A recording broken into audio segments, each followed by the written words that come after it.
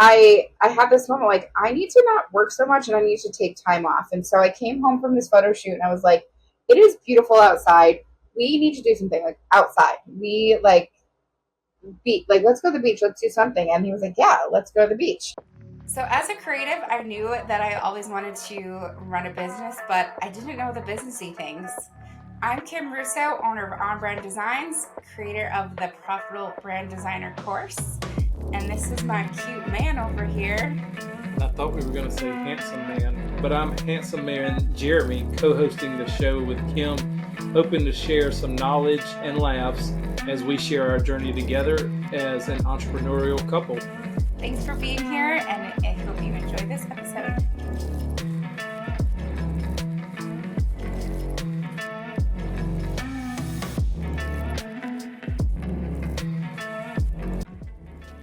Hey everyone, so in being true to talking and having an episode where it's more relevant to what's happening recently, so today we just came back from a new-ish book club that we're in that is really focused on self-development, mindset books for, entrepreneurship and, just self-development mindset stuff in general. But we just joined a couple months ago and had already been listening to all these books already.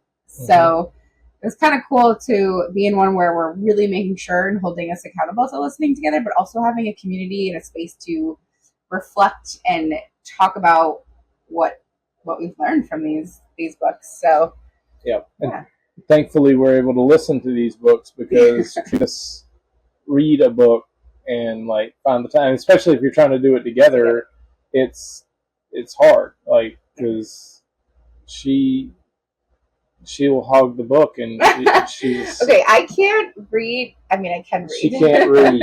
She can only hear and listen. I can read, but I am too. Maybe it's not called self-diagnosed ADHD or ADD is what I say, but maybe it's more I'm too visionary and I have too many ideas. And so when I'm reading, my mind just wanders and it's really hard for me to stay focused when I'm reading. But when I'm in movement or we're in the car and we can't go anywhere, I like to listen to podcasts when I'm at the gym. But this is something that we've always done together. It gives us a space to talk about it, reflect on it. Also, listening to audio, my mind tends to wander too, especially if I'm working. So it's nice to have you there to. When I'm like, what did they just say? Yeah, but sometimes I zone out too, so I'm like, I'll miss it. But that's why it's good to be able to read the book, I guess, too, as well, just to go back and look at things you might have missed. But yeah, I just wish they had this when we were in school, so we could listen to all the books. Yeah. I don't even know if they do that nowadays, but yeah, but it's good. But yeah, it's a good way to just open your mind to new thoughts. Of especially being an entrepreneur, because they don't teach any of this mindset stuff in school, in college. It's all book knowledge. It's not mindset knowledge on things that really matter in succeeding in life in general. I don't care what business you're in. There's a lot of good things that Kim and I get out of these books that we have read before in the past or listened to in the past, but then also joining or becoming a member of the monthly book club or get together and just being able to talk about these books that really matter to us, because I've never really been into reading anything fictional or that tells a story. It's more about the business books and the business mindset, and everybody's personality is different. I mean, but when I see somebody reading a John Grisham novel or something like that, I'm like, how in the world can they pay attention to that? Well, I think that's how they escape the world or they're into that. Yeah. But I think because we're both from the entrepreneurial mindset world, to me, I've read some fiction, but if I'm going to be reading something, I wanted something that's going to help improve and grow and educate me too. That's 100% my mentality too, because I'm not calling reading a book a waste of time, because everybody to each their own. Yeah. But to your point, I feel like if I'm wanting to, you're retired. If I want to, I just always want to fill my mind with things that are going to help me in life, and and these type books are what do it for me. Yeah. And, well, what I think is so cool. So I've talked about this list, this manifestation list that I made in a partner that I wanted. And not that this specifically was on there. I guess if I had to go back and redo it, it would be. I was just a bonus feature of that. Yeah, but and I think maybe it goes back to, you know, somebody who enriches my life and somebody who helps push me and motivate me. And you were on this path way before I was. I mean, I remember reading like The Secret and being really impacted by that, and you know, having this somewhat understanding of manifesting and thinking it and then getting it, you know, that idea. But I didn't really hone in on it until we really were together and I was focused on growing this business and seeing how aligned that mindset and growing a business and shifting how you think and practicing gratitude can affect everything in your life. But some of these books, I was like, oh, I'm reading this. You're like, oh, I already have this in my collection here. Like, yeah. Yeah. And one of the, so what were you talking about with the, I was already doing this. You talking about the books and stuff? Yeah, the books. Like I guess a couple years ago, what's the 4-hour work week? I was listening to it. Yeah, 4-hour work week. I was listening. I had the book, and yes, I was listening to it right before Kim and I met. I was, you know, I have the 7 Habits of Highly Effective People by Stephen Covey. I have that book as well. And then the Art of Not Giving a Fuck. Art of Not Giving a Fuck. That's what I need to work on. I've actually, yes, you do. Because I don't give any sometimes. I mean, not in a bad way, but just like you have to understand things that are just not important in your life that people try to make important, like topics, like I guess maybe that goes along with like, for lack of a better term, like drama. I don't like getting into a lot of the people pleaser me has to learn how to not always give a fuck. I mean, obviously you should give a fuck, but I mean, there are things you need to give a fuck about, but then there's some things that are fuck it, I don't care. Like, really, it doesn't matter. Like, I don't give a fuck about that. Like, because I feel like if things don't align with your vision and your manifestation, it's just noise, and just noise. Just you shouldn't let that come into. And I mean, I'm guilty of it. Like, everybody's guilty. Everybody's a person, but the more you can, you know, extract that from your life and get rid of it, and just say, this is not important to me. I mean, just in, you know, like we were talking about it at brunch today, that's something in one of the books we'll talk about later, is that, you know, there's 2 types of problems. There's the important problems and the urgent problems. And the important problems aren't urgent, and the urgent problems aren't important. Mm-hmm. So when you sit back and you think about that, you're like, yeah, there are things that you need to, you know, address in your personal life, but then, you know, society makes things so much of a bigger deal than they actually are. So I think that Art of Not Giving a Fuck book is just really just kind of helps you take out a lot of the noise and a lot of the garbage in your life. And if it doesn't really align with your goals and where you want to go, then yeah, I mean, so it kind of goes back to the point of like, that's the reason I really don't read fiction, because I want to fill my brain with so many things that could, you know, help people get on this, you know, podcast and help people, you know, I'm a lot about prosperity and having people live in a more prosperous life and what can help people. Me sitting there reading a book about, you know, this fairy tale of something that really doesn't affect me. I can't really sit here and talk to people and help better their lives through talking about that. But it's, again, each person's. I mean, I think a good book on a summer day and you're getting lost in some, like, just to get your mind disconnected. But I don't think that's our that's not our phase right now. That's like not where we're at. I'd still rather be doing something different. I actually had this like, oh yeah, moment, like remembering moment yesterday. So we live in Charleston, South Carolina.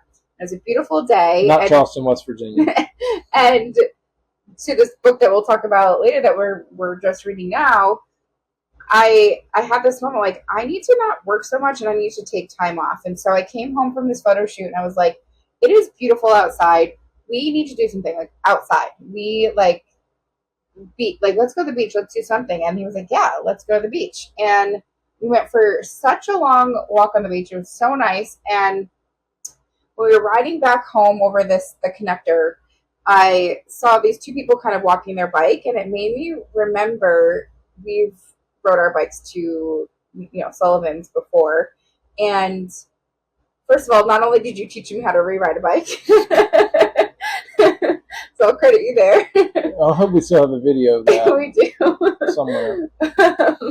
But when I did relearn how to ride a bike, that summer, we went on a bunch of bike rides, and that was the moment that I started this whole podcasting, self-development, like, world, which wasn't even in the beginning of our relationship. It took me till then to be like, okay, you were listening to podcasts on while you were riding your bike, and I was like, well, I guess I will too. And I started to download and search for all these podcasts, like on branding design, on marketing, on mindset and women in business.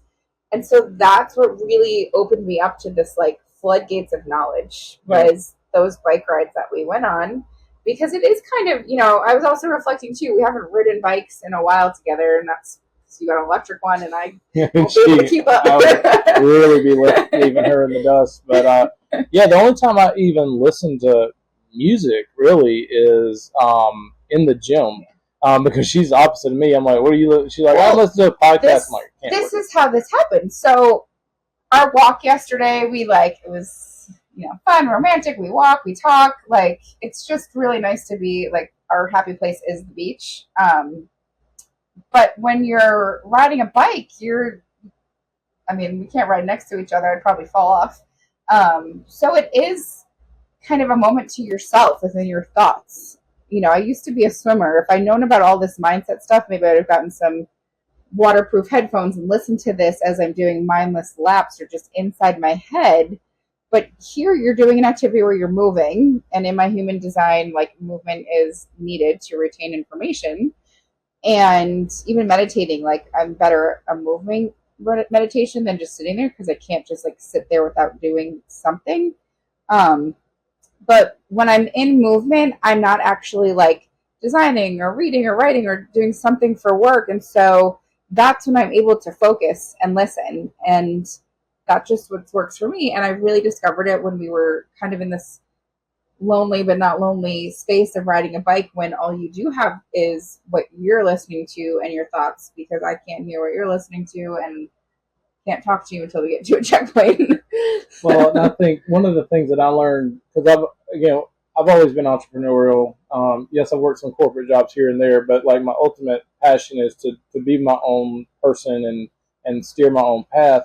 But when I was in some different marketing groups and stuff like that, I remember them saying that you should turn your car into, like, a university, because you could always get knowledge. Like, that's what I'm saying. Like, the only time I ever listen to music literally is, yes, when we go out and there's music. I love music, but the time that I listen to music is in the gym. And every other time that if I have a headset in where I'm doing activities, it's to either gain knowledge on something that's going to benefit me, help catch up on current events of what's going on.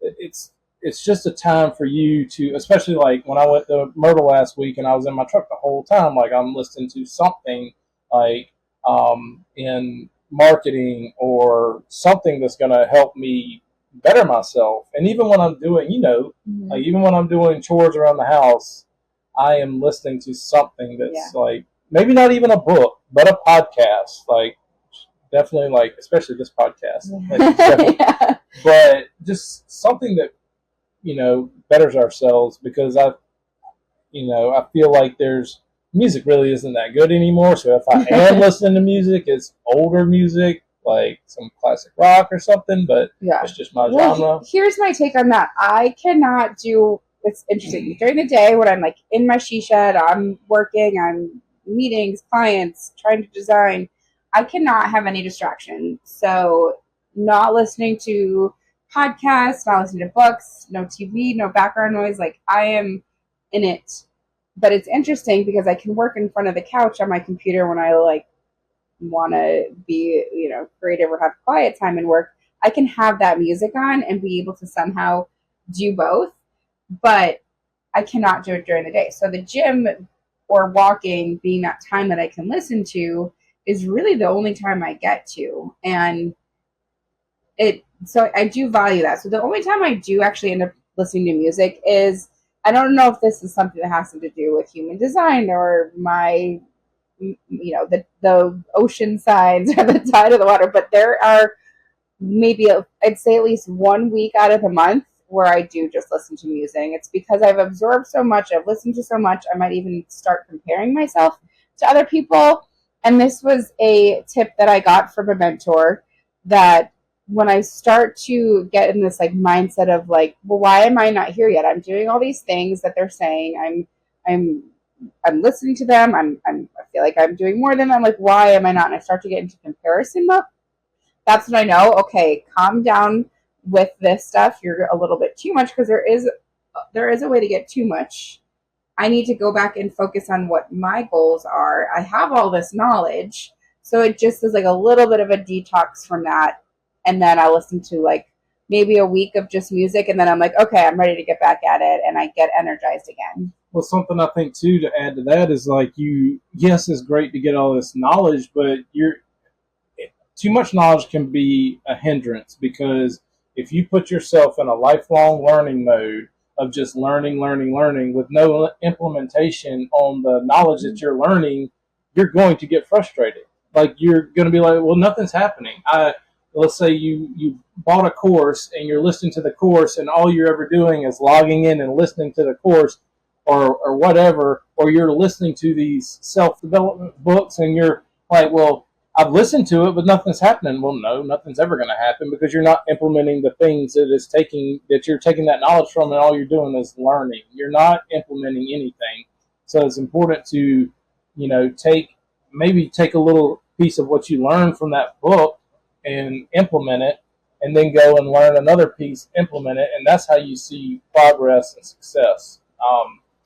Just being a lifelong learner is not going to get you where, because it'll be more of a hindrance, and you'll become more frustrated because you're not implementing anything, and you're just expecting that knowledge to flow into your head and be like, okay, well, now my life's just going to change because I listened to this book. No, not at all. And there's no book there, right, anything to inspire, but no book has ever been written to be like, okay, read me and then we'll do the work for you. No, everybody's an individual, and everybody has to put their best foot forward to take that knowledge and change your life with it. So, yeah. So on a little side note, we are in my she shed, and it just started pouring. They're probably never going to hear it. Be like, I didn't even hear that. So if you see our eyes wondering, but it does feel good. It does. It does feel good. It is nice. There's something nice about having I love the sun. That's why I moved down to South Carolina. But when you're home, which we're home, although we do have to go outside a little bit to get back inside the house. Just a little bit.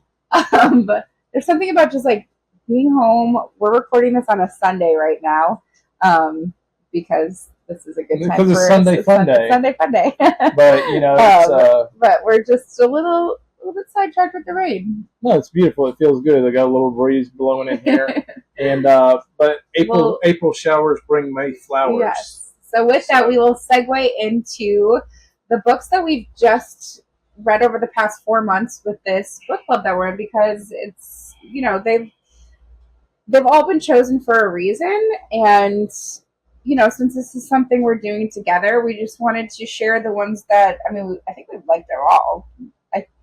Some more than others, but I really like the last two, but the first two were good too. Yeah. I think they all correlated somehow too, and the message that came across all of them is gratitude. Yeah, there's no Harry Potter books in here or anything like that. Because funny story, I actually, my God, when I was a freshman in college, I was having to read my worst grade in college was my sociology class, which was my freshman year, and I got into the class and they said, well, you have to read Harry Potter or something, and whatever that book was. It was like, there's a lot of them. Well, I'm aging myself, which I think they already know. We're both over 40, but in 01. 40, 41. 40, 41. Say over 40. Well, we're both over 40. I became over 40 back in September. But anyway. September 12th, you were over 40. So my sociology class, I'm like, when you go to college, and this is 20 years ago, I don't know how it is now, but go to the bookstore and you grab your books and stuff. And one was Harry Potter, I think the Sorcerer's Stone. I don't know if that's even the right thing, but I was like, what is this all Harry about? Potter fans are gonna like. Yeah. Well, I'm sorry. I mean, just educate. Hey, listen to the other episodes when I say be your own personal brand, and that's who I'm just not a. But anyway, so I was like, that was the whole semester was just reading that book, that one book. I tried to read them. They're too much. No. The movie was great. And I didn't even get into the movie. I tried everything, and so I ended up just getting the cliff notes on the book and just reading that. I mean, I got a C in the class. That was my worst grade throughout the whole. I see why. Yeah, you see why. Yeah, you see why.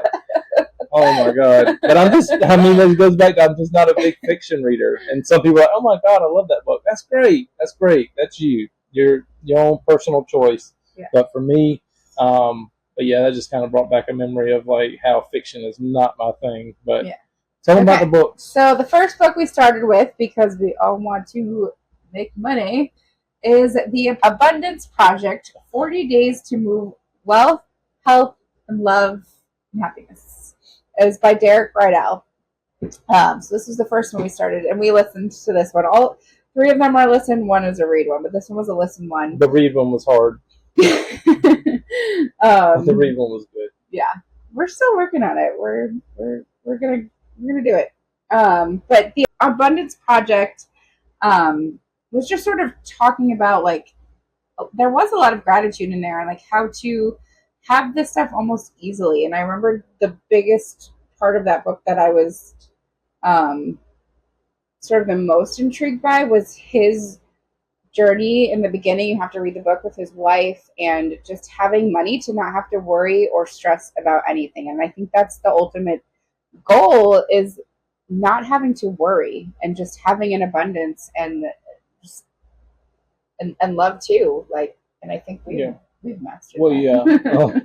No, but abundance is, like she said, is more than just money, because even though I come from a world of helping people manage money and understand money really has it's paper. It's fake. It has no intrinsic value. There is no value. The only thing money gives you is opportunity to do the things you want to do, spend the time with who you want to spend your time with, and especially as an entrepreneur, the more you can take on in the abundance of money, it frees up more time to spend doing the things you want to do, traveling, spending time with your loved ones, taking care of loved ones. That's something that I'm really big on, and we touch on this later in some episodes that I'm, kind of explaining these things, but just people don't have enough money to even take care of their loved ones in time of need during, unfortunately, bad health, which is something I've seen a tremendous amount of. But yeah, just having an abundance mindset of like love and affection, and it's not just about money. Trust me, it's about, with us, it goes to another book, which was the 5 Love Languages, which I'm pretty sure is on my shelf too, of just, spending the quality time, acts of service, gift giving, and I should probably reread the book, because I know there's some others. There's acts of service, words of affirmation, yes. Quality time, right? Yeah, and now I'm missing one. But anyway, the gifts, the acts of service, quality time, words of affirmation, physical touch. There's all ding, 5. ding, ding. Good job. So yeah, and which I should know that because that's one of mine. Right, and so see. Touch my leg. or if you're listening to this, you didn't see that, but I just rubbed your arm. Anyway, so. But yes, have an abundance of all things that are not just money. And for us, I know abundance is having time with family, because both Kim and I are very close to our family. Thankfully, both of our parents are within, mine's less than 2 hours. Hers is right at about 2 hours. So we gives us time to listen to these books. Gives us time to listen to these books. But yeah, the Abundance Project was really good, and just, knowing that, some people chase money, but we don't really chase money. We chase what money gives us, is, be able to. And And I think the big thing was like figuring out what some of those blocks are and like how to celebrate your wins and show up with gratitude to be abundant. So because you can be abundant for other people, because if people are having lack of fulfillment or their cup is not running over with abundance, you can give into other people. You can sow good seeds into other people and help other people achieve what maybe even like we talked at brunch today, like some people can see things in other people that they can't see, and it helps them become a better person. So if you're filling your cup and you can go out there and spread that to other people and help them become more abundant in their life, if they're willing to accept it and receive it, I think that's really what this whole world is about, is being able to give back to other people and help them out. And you can't pour from an empty cup. So if you're not filled in abundance, then it's hard for you to give to other people. So agreed. The next one, which we are still working on, we took a pause. This is the reading one. This is the reading one. So didn't have an ebook. The Magic by Rhonda Byrne, and this is part of the Secret kind of series. So the whole manifesting thinking, but this one was more about the magic of gratitude, and it was and is something that you kind of have these daily practices. So it's not a ton of reading, it's just us coordinating with our schedules, and I had this idea to read to each other, which worked for a little while. I paraphrased. But I think what's super powerful about this book, and I really do want to go back and do this together. I think maybe when we are on like our Edisto 2-week trip vacation would be a good time to work on this like mental growth and gratitude practices. But it's actual actionable things to do, a lot of writing and journaling and reflecting on, just like going through life. And like one of the prompts was like, thank your food, thank your body, like I've got back pain and aches and pains, but at the end of the day, like I am able to go to the gym, I'm able to walk, I'm like on the beach, I'm able to do all these things with my body that the more you give your body love and gratitude, the more you give the food that you eat love and gratitude, all of it will circle back to like a holistic life of just showing up in gratitude everywhere, which then in turn I think helps to manifest the life that you want and puts you in that high vibration to attract the things that you want and attract the people around you that you want. I mean, being grateful for the people in your life, the people that help you, your team. I mean, I have to like sometimes remember like a thank you goes a long way. It encourages people. Yeah. So again, words of affirmation to give to other people that, you don't know if that's going to affect them or not. You don't know if that's going to be something they receive, but it could be the biggest thing. You just don't know. I mean, it's not everybody's job to sit there and know what everybody's love language is, but you just, like, again, just being grateful for the things that people do for you. And I think that's something our world desperately needs, especially right now, is just people being able to lend out a hand and, and being even grateful for the money, because that money is money is called currency because it's meant to flow. Like, it's not meant to be stagnant. So it's like it's meant to be, put out into the world. It's just a tool to help other people, which is, something that, you have gratitude towards all these different things in life. But when I guess Kim and I talk about this a lot and just think about things that, just there's so much to be grateful for.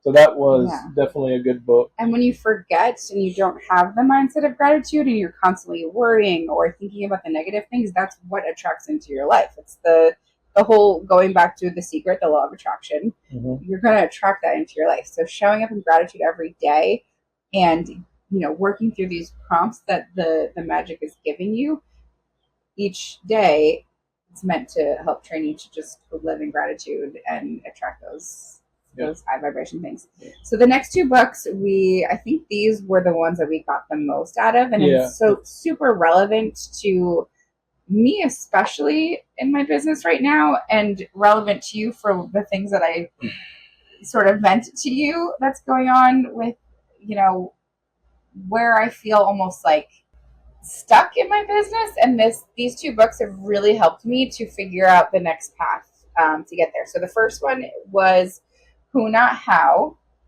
So amazing. So it's by Dan Sullivan with Dr. Benjamin Hardy. So Dr. Benjamin Hardy is the Who that wrote this book for Dan Sullivan, who is the strategical coaching is his they business. have the strategical coaching practice. It's like yeah. it's like a group. So what is so interesting about both of these books, and the next one we're going to read that's on our list, not the next one for this book club, but it's like The Gap in the Game, which we talk about in the next book that we're going to share.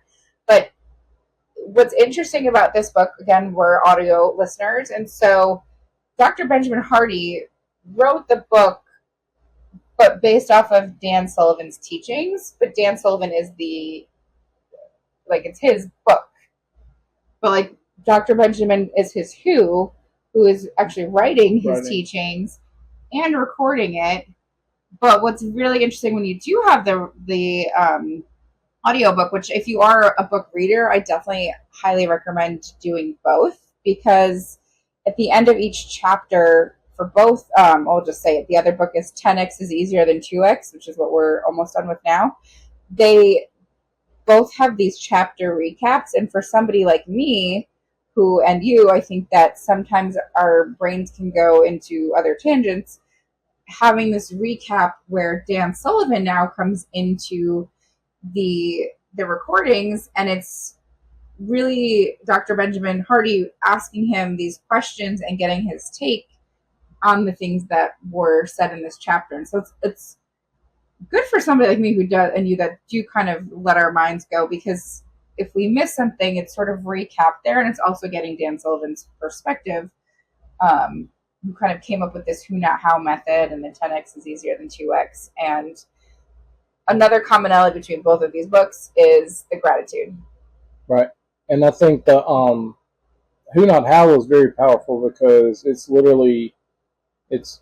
trying to figure out who can make your life easier by just delegating tasks to things that, especially if you're entrepreneurial and you're, like you growing your business, like who can take the managerial steps out of your business. And they relate, because they're in a series of, like you said, The Gap in the Game, which we haven't read yet, but they mentioned that in, I know, 10X. And so it's just, more of how to not eliminate yourself from the business, but figuring out who can help you, get to certain levels of your business. And I'll even like a certain who in my life, at least with my real estate, is when I have my condo up in North Myrtle Beach, and I have partners that will book the reservations, talk to the guests. I have property managers up there that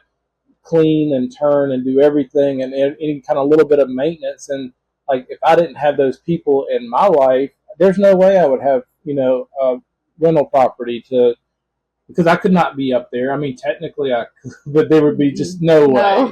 No way. I mean, and that's for anybody in real estate, especially like short-term rentals and stuff like I do, is to have somebody there to run that part of your business. So anybody that can, take those little, say, menial tasks, but if you're really growing a profitable business, then you have to, set those SOPs, standard operating procedures, in place, so you can work more on building the business and working on your business, but not working in your business. And that helps a lot. And there's so many tools nowadays that, my God, like with some of the other things that I've gotten involved with, like digital marketing, there's so many like AI, email campaigns, just, even social media platforms that really can help you, even if you wanted to start your own business without a team. Like, there's just so many things out there. And again, even though those are technological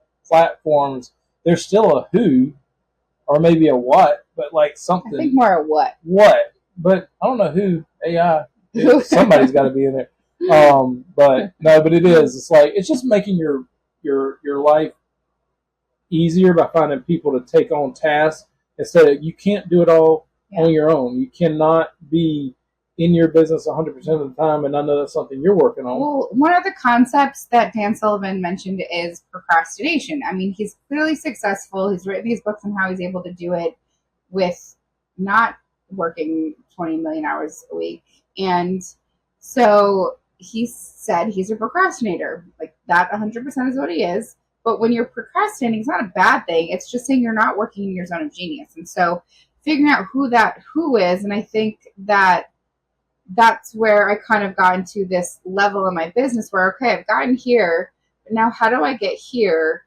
And I know, but I'm trying to do it all myself. Even though I have a team, I feel like it's all on me, and I've got to figure out who that person is. And is that person somebody that is already with me? Like, so there's a lot of kind of struggle that I've been having with this lately to get to that next level without going back to burnout, because I did figure out in my design business how to get there. It's also figuring out how can I serve other creatives and make a huge impact on the world that I know that I'm capable of and need to share with the world. So who is that person that's going to help me get there? Because I sure as hell can't do it on my own. Mm-hmm. And who is that person that I don't have to constantly delegate to that can be the who that's going to get me there without me having to really just be the who, like, or the how, Yeah. you know? Well, and one of the things too, one of the main premises of the 10x, not 2x, is basically the 80-20 rule of you have to eliminate 80% of what got you to where you are and focus on the 20% so you can actually elevate your business. And that's why I was saying 10x is easier than 2x, because the things that helped you maybe just double that. 2x is the busy work. It's really it's what the busy comes down work. to So it. you take out like the 80% of the work that you're doing, that where you can actually focus on growing your business. And this lends into another avenue that I've gotten more involved in brokering out employee benefit services to business owners, is, the strategies that we use for helping even business owners remove a large chunk of their business operations to hand that over to a who, and to help you, like through the services that we offer, to help them take care of their HR, their payroll, their admin stuff, their hiring, their SOPs, their employee handbooks, all the stuff that comes into running your business. I broker out services to help business owners really, steer away from that 80%. That's really, they're working in their business, not working on their business. Because you see a lot of successful business owners, they don't want to have to deal with all that stuff, and even if you have a person that's handling that stuff for you, with some of the services we provide, you can either eliminate or reduce that amount of cost that you're putting into that one person just to have a professional company take care of it. So there's a lot of that mindset as well too, because I think when a lot of people become entrepreneurial, they feel like they have to be the be all end all for everything. Yeah. But I think both books have really inspired a lot of change and wanting to take some action steps too, which I think that's super impactful from a book. If you're actually like doing the things to make the next steps and really get something out of it, is, Well, and something else I'll add about these 4 books is the first 2 that we talked about were more mindset, and they were more like getting your mind with a state of gratitude, and just and building that as a mindset. And then where I went back earlier and I said, you can learn all day, but if you take these 2 books here, this is more implementation. You can still sit there and learn and learn and learn, but like until you're ready to implement that into your business, it'll stay where it is. Yeah. So something that I'm working on my business now that I got out of these 2 books is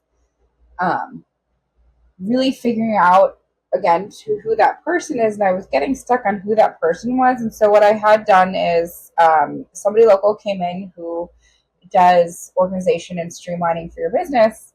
And she just shadowed me for the day to see, like, okay, yes, I do have what I believe is a successful business and getting better every day. But what do I need to? Okay, I've gotten to this level to where this is what I teach to my designers and creatives is how to get to be a profitable brand designer, which I am. But how do I get to be this elevated teacher to designers too? How do I get to even this next level in my business that I want to be serving my clients in? And I know the how, I just can't do it all myself. And so she came into audit to figure out, like, who can we figure out is this person? And her first person, which I was thinking in my mind, I need another designer to help. I need a personal assistant that's shadowing all day. That's my mini me, which I think I probably still do need. But what was really eye opening that made sense when listening to these two books is I need an OVM.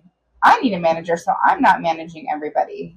And I'm excited for this journey, and we'll hopefully have great results and can do an episode on what comes out of it. But I am super excited of this idea that too much of my time has gone into managing and doing the little things that I need to go back to having more space and, having taking myself out of that managerial role because that's not who I should be. Yeah. Well, your time is your money anyway. So, like, if you're spending more time, you can't generate more money. That's the key concept of business. Like, if you're working in a project all the time or working in these areas, like, it's better just to have someone take care of that for you. Yeah. And the other thing I loved is, like, 10x could look different for everybody. Like, defining what your 10x is. 10x doesn't necessarily mean $10 million, although that's a number that always comes to my head. But 10x can mean just, looking back at what you've done so far in your life and your business and see where you had those big leaps.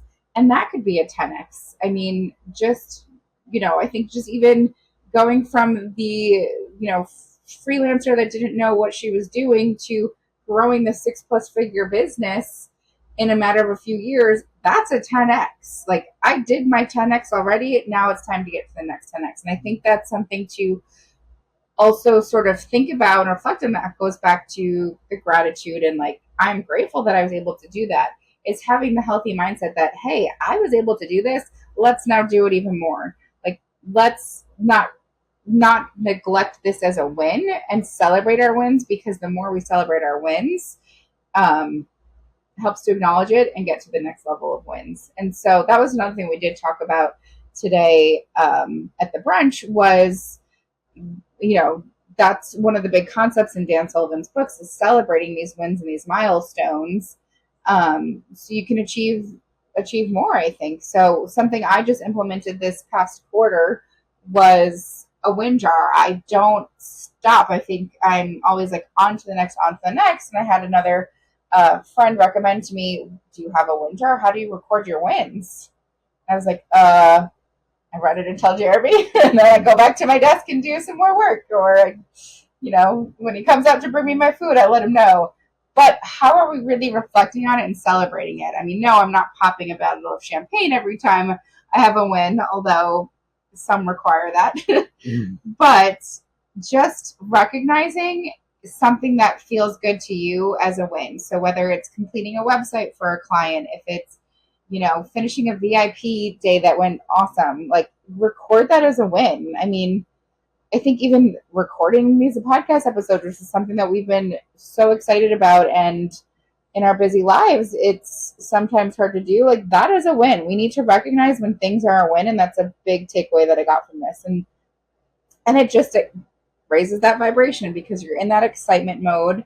Gives you that energy and drive to want to reproduce that endorphin feeling that you get from the win. Yeah, I know, because every time, like in my field, when I would close a sale, like it always, like you said, it raises your vibration, and but taking the bottlenecks out of your business is really what those two books are about. And you said it yourself that sometimes you see yourself as your own. Well, you are the I bottleneck. am the biggest bottleneck because I'm too invested, I'm too in it.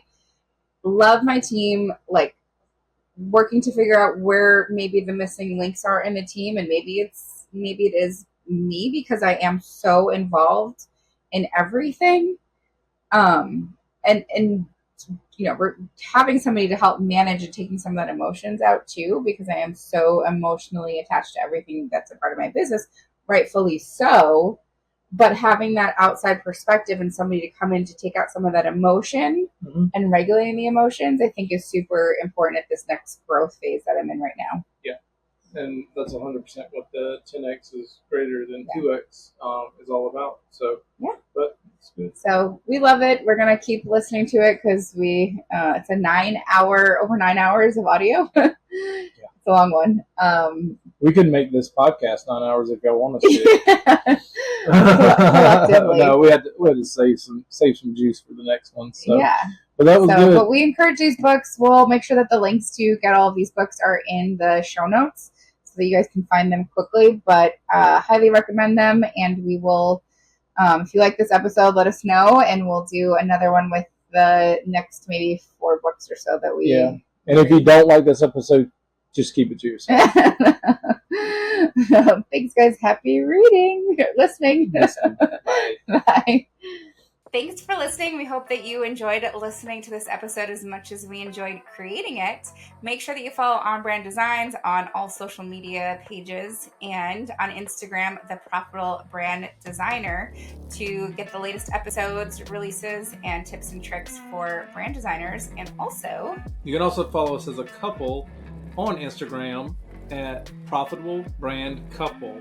That's profitable.brand.couple. So we hope you follow us there and like and comment. And subscribe and follow us on YouTube to see us in action. There you go. Thanks for joining. Bye-bye. Bye-bye.